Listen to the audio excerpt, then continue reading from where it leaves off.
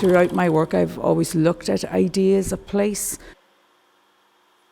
My PhD is looking at how analog technologies can interpret this moment in time of the collapse of the Celtic Tiger and looking at this idea place.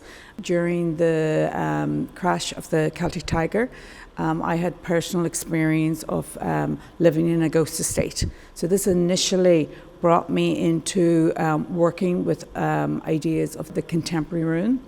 In the exhibition, there is a series of work that is based on the site that I live in, where there's still abandoned parts of the development that are going to be developed now in the next couple of years, but they're there and they're overgrown, and there is some remnants from the building that was there, foundations and so forth. So I'd been very fascinated by the Horizon Mall and this contemporary ruin, which was just there where there's a retail site as well, was just left quite a brutal looking sort of piece of architecture or unfinished architecture. So I was fascinated by this building. So this led me on to develop this body of work.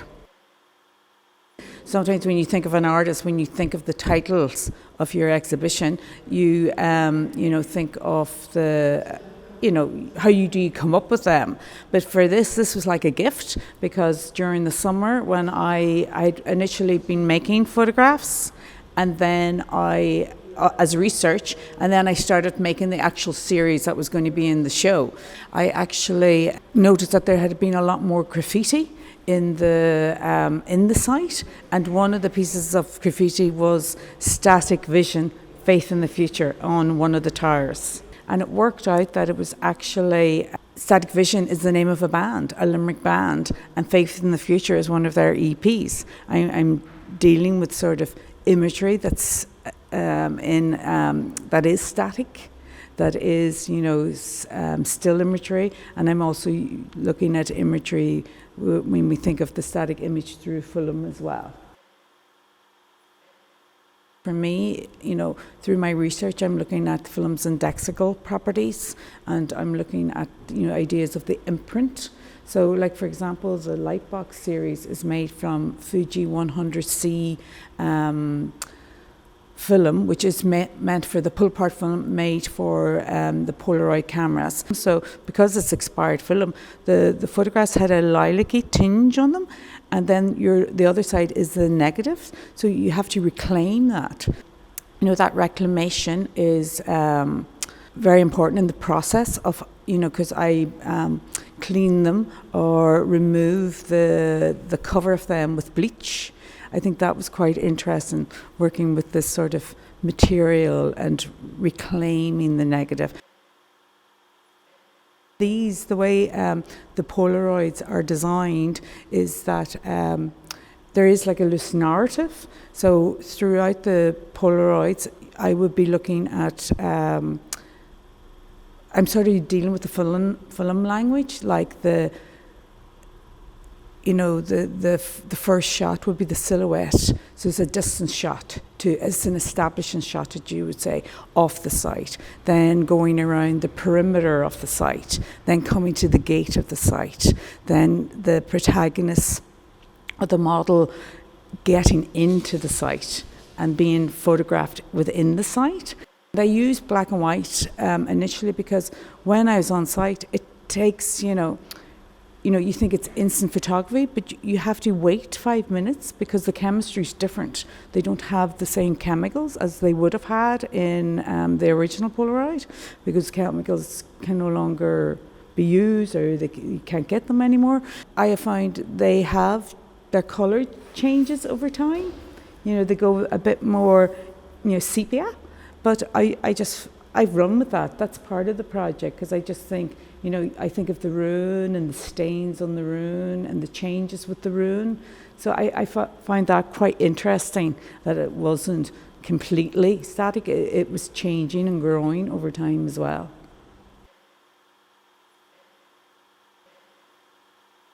looking at artists like Tacita Dean and people that are working with the 16 millimeter, and I just thought that was something really interesting. So, and even like looking at somebody like Vivian Dick, who and Derek Jarman, who primarily worked with Super 8 in their careers, and it's low gauge. The same as the Polaroid is regarded as a medium that's sort of low gauge. It's like an amateur medium. So I was quite interested in that. Wender's cinematographer actually has a beautiful series of Polaroids that were shown at the Eye Museum. Wender's also made a film called Alice in the Cities. Wender's talks about they got the first prototype of the SX70 Polaroid camera. So they used it. So in that film, it was really interesting, this idea of taking the photographs, looking at the photographs, but the photographs being filmed. And that sort of really informed the film piece where the hooded figure is holding the Polaroid up against the ruin. It's that idea, again, of the still image, the Polaroid, the instant, and the actual movements, looking, examining that, and that was sort of informed very much so by Alice in the Cities.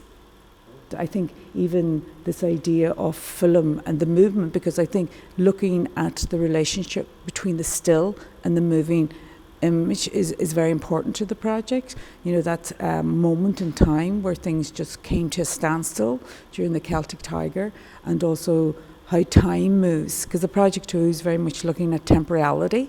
Looking at the projectors, you can see them moving, you can experience that time, you can sort of, the frames are being fed through, 18 frames a second. And even the small editing machine that's on show, that's the actual, where you see the film, but you're just showing one frame of that film.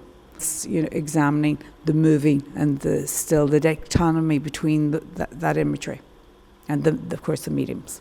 It's the role of the viewer, again, like the light boxes, that they move with it. So they move across and then they come back and they move. So again, it's almost, I think of the Polaroid as still images, that they're almost like, put in this sequence. Again, they're almost like a moving experience, and sort of looking at the temporality of the place, of the medium.